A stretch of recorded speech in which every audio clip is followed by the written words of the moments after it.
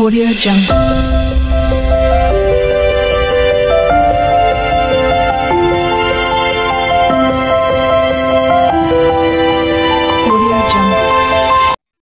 সুপ্রিয় শিক্ষার্থীরা, তোমাদের সকলকে আজকের এই ভিডিওতে সুস্বাগতম জানাচ্ছি। আজকের এই ভিডিওতে তোমাদের বাংলা বিষয়ের 82 পৃষ্ঠা আলোচনা করব। তোমরা যারা এই চ্যানেলটিতে নতুন তারা অবশ্যই চ্যানেলটিকে সাবস্ক্রাইব করে সাথেই থাকবে।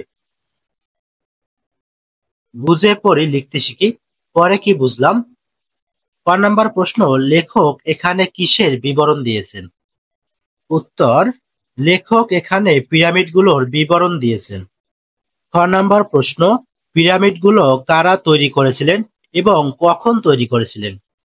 উত্তর, মিশরের ফারাওরা পিরামিডগুলো তৈরি করেছিলেন।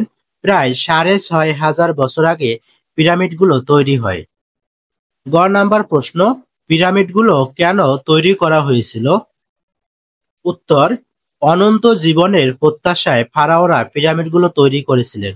ফারাওদের বিশ্বাস ছিল মানুষের লাশ পচে গেলে তারা অনন্ত জীবনের অধিকারী হতে পারে না, তাই মৃতদেহকে মমি বানিয়ে পিরামিডের ভিতরে রেখে দিলে অনন্ত জীবনের পথে আর বাধা থাকে না। কেননা শক্ত পিরামিডের ভেতরে ঢুকে কেউ মমিকে ছুঁতেও পারবে না, তাই তারা পিরামিড তৈরি করেন। গ নম্বর প্রশ্ন, পিরামিডগুলো কিভাবে তৈরি করা হয়েছিল? উত্তর, পিরামিডগুলো পাথরের তৈরি।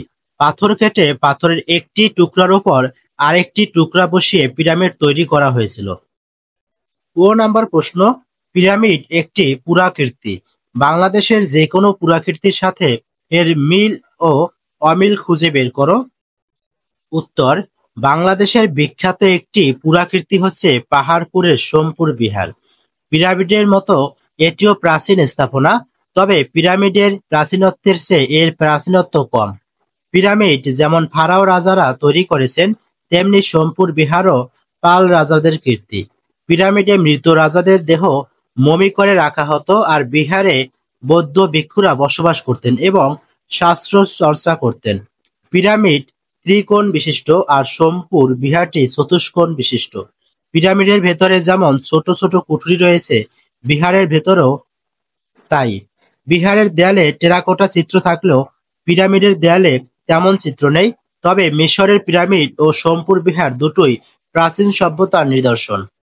সুপ্রিয় শিক্ষার্থীরা, আজকের ভিডিওটি এই পর্যন্তই। তোমাদের যদি ভিডিওটি ভালো লাগে তো অবশ্যই চ্যানেলটিকে সাবস্ক্রাইব করে সাথেই থাকবে। আর ভিডিওটি শেষ পর্যন্ত দেখার জন্য তোমাদেরকে অসংখ্য ধন্যবাদ।